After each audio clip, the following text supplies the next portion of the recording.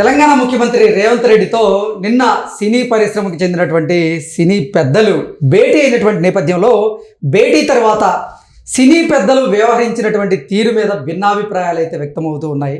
నెటిజన్లు సినీ ప్రముఖులు వ్యవహరించాల్సినటువంటి తీరు ఇదేనా అంటూ కూడా ప్రశ్నిస్తున్నటువంటి నేపథ్యంలో ఈ అంశం మీద మనం విశ్లేషణ చేసుకునేటువంటి ప్రయత్నం చేద్దాం. ప్రస్తుతం మనతో పాటున్నారు ప్రముఖ సామాజికవేత్త, ప్రముఖ రాజకీయ విశ్లేషకులు కృష్ణకుమారి గారు. మేడంతో మాట్లాడదాం. మేడం నమస్తే. మేడం నమస్తే. నిన్న భేటీ తర్వాత సినీ పెద్దలు వ్యవహరించాల్సినటువంటి తీరు ఇదేనా అంటూ కొంతమంది నెటిజన్లు అయితే ప్రశ్నిస్తూ ఉన్నారు. ఏంటి మేడం మీ విశ్లేషణ ఏంటి దీని మీద? నాకు కూడా అదే సందేహం వచ్చింది. అసలు ఏంటి ఈరోజు సినీ పెద్దలు అనగానే 46 మంది 48 మంది రెడీ అయిపోయారు. అసలు ఈ సినిమా పెద్దలు అనబడేవాళ్ళు సంవత్సరం నుంచి ఎక్కడున్నారు? ఇప్పుడు కొత్త ముఖ్యమంత్రి వచ్చాడు అనగానే సినిమా పెద్దలు కూర్చొని మనం ఏం అడుగుదాం, వెళ్ళి ఆయన్ని అభినందించడానికి వెళ్ళినప్పుడు ఏం మాట్లాడదాం, అసలు మనకున్న సాధక బాధకాలు ఏంటి, ఇబ్బందులు ఏంటి, మన ఇండస్ట్రీ ఆరోగ్యవంతంగాను సంతోషంగాను అలాగే ఆర్థికంగాను బాగుండాలి అంటే మనకి ప్రభుత్వం వైపు నుంచి ఏమి సహాయ సహకారాలు కావాలి అని అడగాలి. అది ఆనవాయితీ. అడగంది అమ్మాయిని పెట్టదు కదా. మరి ఎందుకు వీళ్ళు ఒక చోట చేరి మాట్లాడుకోలేదు, వెళ్ళలేదు? ఎందుకని? ఎవరికి అవసరమైతే వాళ్ళు వాళ్ళ లాబీల ద్వారా వెళ్ళి ఆడ పనులు చేసుకుని వచ్చేసారు. అంటే ఇప్పుడు లాబీలు చేసుకొని చేతగాని వాళ్ళ పరిస్థితి ఏంటి? అసలు మీరంతా కలిసికట్టుగా ఉంటే మొన్న జరిగిన అల్లు అర్జున్ వివాదంలో ఉదంతంలో ఎవరికి నచ్చినట్టు వాళ్ళు మాట్లాడేసుకుని ఎవరికి నచ్చిన తీర్పులు వాళ్ళు ఇచ్చేసేసి మీడియా ట్రయల్స్ చేసేసుకుని ఇంత జరుగుతుంటే ఒక రకంగా మన కుటుంబం సినీ కుటుంబం అని చెప్పుకునే కుటుంబంలో ఒక పిల్లాడికి ఒక రకంగా ఒక హీరోకి 22 ఏళ్ళ నుంచి హీరోగా అతను చేస్తున్న సినిమాలు మంచి కమర్షియల్ హిట్స్ అయినాయి, మంచి సినిమాలు చేసి వాళ్ళు ఫ్లరిష్ అయ్యారు, ఇండస్ట్రీ కూడా ఫ్లరిష్ అయ్యేలాగా చేసిన హీరోకి దక్కాల్సిన పరిస్థితి ఇది. ఎఫ్ఐఆర్లో 11వ పేరు ఎక్యూజ్డ్ నెంబర్ 11ని ఈ విధంగా ఒక దేశద్రోహి ఒక ఉగ్రవాదో పారిపోతున్నాడు పట్టుకోవాలి చేజ్ చేసి అని అనుకునే పద్ధతుల్లో బెడ్రూమ్లోకి వెళ్ళి ఉన్న పళంగా తీసుకొస్తారా? ఇంత జరిగితే మీరెవరూ మాట్లాడరా? పైగా వాళ్ళు చేసిన పనుల్ని వాళ్ళు సమర్థించుకుంటానికి 10 నిమిషాలు వీడియో వేశారని చెప్తున్నారు. దానిలో ఎక్కడైనా సరే వాళ్ళ పోలీసుల వైఫల్యం ఏ రోజు ఎక్కడన్నా చెప్పారా? అసలు మీ పోలీసులు ఇన్ని భిన్నమైన సమాధానాలు చెప్పారేంటి పర్మిషన్స్ విషయంలో అని అడగగలిగారా? అదే దాసగారు అయితే ఊరుకునేవాళ్ళ, ఒక దుమ్ము దులిపేవాళ్ళు కాదు. మరి మీరెందుకు చేయలేకపోయారు ఆ పని? డే 1 నుంచి నాలాంటి వాళ్ళు లేవనెత్తే ప్రశ్న ఏంటి? అసలు అంశం ఏంటి? అసలు వీళ్ళు పర్మిషనే అడగలేదు అన్నారు. తర్వాత థియేటర్ వాళ్ళు పర్మిషన్ అడిగిన కాపీ చూపించేసరికి లేదు వాళ్ళు మాకు అప్లికేషన్ ఇచ్చారు కానీ మా దగ్గరకు వచ్చి మీరు ఇస్తారా ఎవరా అని అడగలేదేంటి అన్నారు. మళ్ళీ 4 రోజులు పోయిన తర్వాత పేపర్ వెనకమాల దేశంలో కాగితంలో కొరత వచ్చిందన్నట్లు మీకు పర్మిషన్ మీకు బందోబస్తు ఇవ్వటం కష్టము అని చెప్పి రాసి చేతి రాతతో రాసి కింద సంతకం పెట్టి ఇచ్చాము అని చూపిస్తున్నారు. దీన్ని ఏమనుకోవాలి? మరి వాళ్ళ వైఫల్యం కదా, ఇంటెలిజెన్స్ వైఫల్యం, పోలీసుల వైఫల్యం. మనం ఇన్ని వైఫల్యాల గురించి మాట్లాడుతున్నాం కదా, మనకు తట్టింది సినిమా పెద్దల బుర్రలకు తట్టలేదా? అదేమంటే ఏమంటారంటే మేము వెళ్ళింది బతిలాడుకుంటానికి కదా, వచ్చిన సమస్యను పరిష్కరించడానికి కదా, అలాంటప్పుడు మేము ఎలా మాట్లాడతాము అని సమాధానం చెప్తారేమో. ఇప్పుడు దిల్ రాజు గారిని బెనిఫిట్ షోల గురించి ఏమన్నారండి అని అడిగితే అబ్బబ్బబ్బా సినిమా ఇండస్ట్రీ ఎంత పెద్ద అవసరాలు ఉన్నాయి సినిమా ఇండస్ట్రీలో, ఈ బెనిఫిట్ షోలు అనేది చాలా చిన్న విషయం, అసలు మేము సినిమా ఇండస్ట్రీని అంతర్జాతీయ స్థాయికి తీసుకెళ్తాము అని అనుకుంటుంటే మీరేంటి ఇంత చిన్న విషయం అడుగుతారు, అసలు మేము హైదరాబాద్ని ఇంటర్నేషనల్ సినిమా హబ్గా చేద్దాం అనుకుంటున్నాము. ఆ లక్షణాలు ఉన్నాయా మీ దగ్గర? అసలు ఆ లక్షణాలు మీ దగ్గర ఉన్నాయా? ఉంటే ఇలా ఉంటాయా? ఇలా ఉంటారా? ఒక ఆయన యూనివర్సల్ స్టూడియో కట్టాలంటే స్టూడియో కట్టాలి హైదరాబాద్లో అని ఆయన వ్యాపారానికి ఆయన తెర తెలుస్తున్నాడు. అదేమంటే ఇప్పుడు ఆయనకున్న స్టూడియోని యూనివర్సల్ స్టూడియోగా మారుస్తాడేమో, అన్నపూర్ణ యూనివర్సల్ స్టూడియోగా మారుస్తాడు కావచ్చు. మార్చేసి నేను అంతర్జాతీయ స్థాయిలో స్టూడియో కట్టానని చెప్పుకుంటాడేమో. ఈ లెక్కన ఈయన 7 ఎకరాలకో 14 ఎకరాలకో 30 ఎకరాలకో ఈయనదే యూనివర్సల్ స్టూడియో అనుకుంటే ఇక రామోజీ ఫిల్మ్ సిటీ వాళ్ళు ఏమనుకోవాలి కదా. అందుకని అసలు మీరు నిన్న వెళ్ళింది ఎందుకు వెళ్ళారు అనేది ఇంతవరకు ఎవరికి సంతృప్తికరమైన సమాధానం ఎవరి బుర్రలకి ఇంతవరకు తట్ల.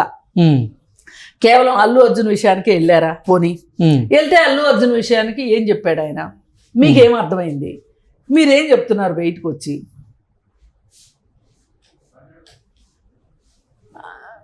అలాగే ఇంకొంతమంది పెద్దలు, ఆ మీటింగ్కి వెళ్ళిన పెద్దలు కూడా వాళ్ళ ఇష్టానికి మాట్లాడుతున్నారు. ఎల్నోళ్ళు దగ్గుపాటి సురేష్ బాబు రోడ్డు మీదకి వచ్చేసిన తర్వాత ఇంట్లో ఉన్నట్టు రోడ్డు మీద ఉంటే ఎట్లా, అల్లు అర్జున్ వ్యవహార శైలి మార్చుకోవాలి. అది నువ్వు ఎక్కడ చెప్పాలి? వాళ్ళ ఇంటికి వెళ్ళి నిన్న రానివరాళ్ళు వాళ్ళ ఇంటికి వెళ్ళి నాన్న ఇది కాదు, ఇట్లా కాదు, నేను పెద్దవాడిగా చెప్తున్నాను.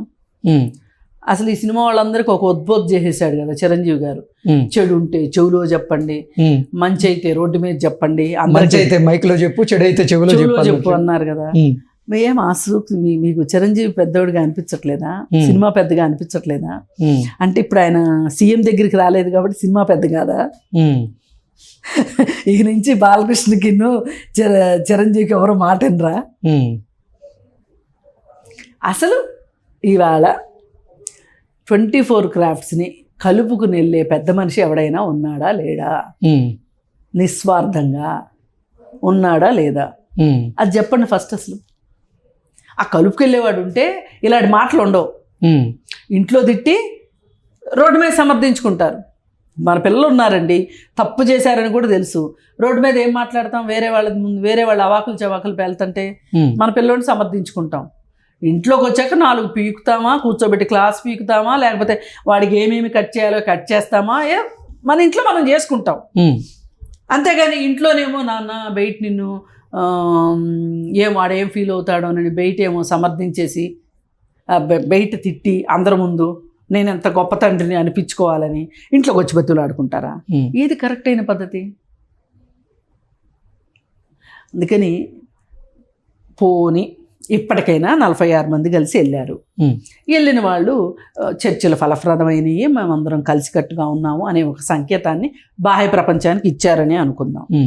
మరి అలాంటప్పుడు కొంతమంది దీనికి తూట్లు పొడవటానికి అని చెప్పి ఇలా ఇతనిలాగా మాట్లాడటం, లేకపోతే ఇంకొకరిలాగా మాట్లాడిన వాళ్ళ గురించి అసలు మీరు వాళ్ళని కట్టడి చేయగలిగితే మీరు సినిమా పెద్దలు అవుతారు. లేకపోతే మీరు సినిమా పెద్దలు ఎట్లా అవుతారు అసలు? ఇప్పుడు ఇవాళ అల్లు అరవింద్ ఫ్యామిలీలో జరిగి ఉండొచ్చు, రేపు ఇంకొకళ్ళ ఇంట్లో జరగచ్చు, రేపు ఇంకొకళ్ళ ఇంట్లో జరగచ్చు. అసలు ఇలా సినిమా హాల్ దగ్గర కొట్లాట్లు, కటౌట్లు కట్టే దగ్గర ఇబ్బందులు వచ్చి ఎవరూ చనిపోలేదా ఇప్పటి వరకు? మొదటిసారా సినిమా ఇండస్ట్రీ పుట్టాక మొదటిసారి సినిమా హాల్లో ఒక గందరగోళం జరిగి అల్లు అర్జున్ చేతులు ఊపుకుంటూ రోడ్ షో చేసినందువల్ల ఆ అమ్మాయి చనిపోయింది అని మీరు నిర్ధారించారు. మరి ఇంతకు ముందు వాటికి ఏం చేశారు? అంటే ఎవరిని బాధ్యులను చేశారు? నేనేమి అల్లు అర్జున్ కరెక్ట్ చేశాడనేది కాదు నా ఉద్దేశం. ఇప్పుడు మీరు తప్పు ఎవరు చేసినా తప్పే. మరి ఇతన్ని ఎందుకు ఎక్కువగా శిక్షించాలి? ఇతని గురించి ఢిల్లీలో మాట్లాడి, అసెంబ్లీలో మాట్లాడి, అసలు కోర్టులో ఉంది కేసు, ఎందుకు మాట్లాడాలి అనేది ఒక ప్రశ్న. ఇప్పుడు వాళ్ళు సరిగా రెస్పాండ్ అవ్వలేదు అల్లు అరవింద్ కానీ అల్లు అర్జున్ కానీ అంటే, ఒక తల్లిగా నేను ఆలోచించేది చెప్తే ఎలా ఉంటుందంటే, అరే ఇంత హెవీ బడ్జెట్ సినిమా తీసాము, ఇవాళ ఈ థియేటర్లో జరిగిన గొడవ వల్ల ఈ సినిమాకి ఒక వ్యతిరేక ప్రభావం పడి సినిమా మీద, సినిమాకి ఏమన్నా అయితే ఏంటి పరిస్థితి, ఎన్ని కుటుంబాలకి ఇబ్బంది వస్తుంది, ఇట్లా అని వాళ్ళు ఆలోచించి అసలు దీని ఎఫెక్ట్ మన అబ్బాయి మీద ఏం పడుతుంది, ఈ ప్రొడక్షన్ హౌస్ మీద ఏం పడుతుంది అని వాళ్ళిద్దరూ ఆలోచించుకున్నారంటే ఒక అర్థం ఉంది. మరి మిగతా వాళ్ళు ఎందుకు రంగంలో దిగలేదు? దిద్దుబాటు చర్యలు వాళ్ళైనా మొదలెట్టొచ్చు కదా. అంటే ఏమనుకున్నారంటే అది వాళ్ళ ఇంటి సమస్య అనుకున్నారు, సినిమా ఇండస్ట్రీ సమస్య అనుకోలే. మరి సినిమా ఇండస్ట్రీ మొత్తం కుటుంబం లాగా అబ్బే ఎన్ని కథలు అంటారు వీటిని, సినిమా కథలు లాంటి కథ ఇది కూడా ఒక కథ. సినిమా ఇండస్ట్రీ అంతా ఒక కుటుంబం అనుకుంటే మీ కుటుంబంలో ఇలా జరిగితే ఇలానే మాట్లాడతారా, ఇలానే చేస్తారా? అసలు మీరు ఐక్యం అనే దానికి మీరు తూట్లు పడవటానికి ఎందుకు సిద్ధపడుతున్నారు? కొంతమంది కావాలని ఎందుకు సిద్ధపడుతున్నారు అనేది ఇప్పుడు ఇక్కడ ప్రశ్న. ఈ ప్రశ్నకి మరి ఎవరు సమాధానం చెప్తారో, పైగా ఇంకొకటి అందరి గోల ఒకటి, కృష్ణకుమారి గోల ఒకటి. ఆ కృష్ణకుమారి గోల ఏంటంటే 46 మందో 48 మందో వెళ్ళిన దాంట్లో ఒక్క మహిళ అయినా ఉండొద్దా? ఓకే, నా గోల్ నాది కదా.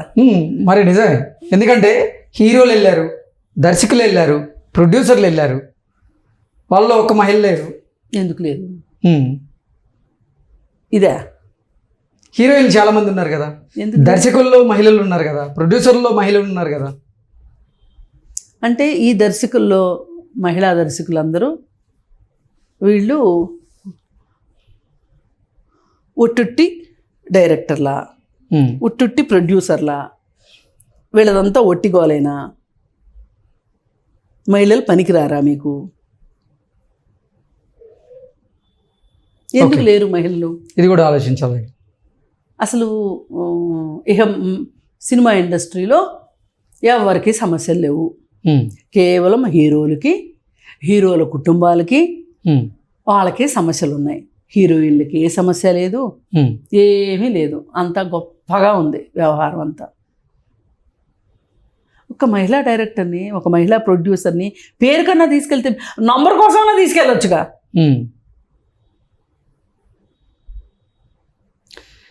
నాగార్జున మేనకోడలు సుప్రియ గారు వెళ్తారు అనేటువంటి వార్తలు వచ్చాయి, కానీ ఆవిడ నిన్న చూస్తే ఆ భేటీలో అయితే లేదు. అందుకని ఏంటంటే మనం ఇవాళ క్రాస్ రోడ్స్లో ఉన్నాం. ఐక్యంగా ఉండాలనుకుంటున్నామా, ఉండాలనుకోవట్లేదా? సోకాళ్ళు సినిమా పెద్దలు ఎలా వ్యవహరించాలి అనే దానికి ఏమైనా ఒక ఆలోచన ఉందా లేదా? అసలు కనీసం మనం ఇప్పుడు సరిగా వ్యవహరించలేదు అనే ఒక ఆలోచనైనా తెచ్చుకుంటారా లేదా అనేది ఇవాళ సినిమా ఇండస్ట్రీ ముందున్న చాలా చాలా పెద్ద పెద్ద వ్యాలిడ్ క్వశ్చన్స్. ఓకే.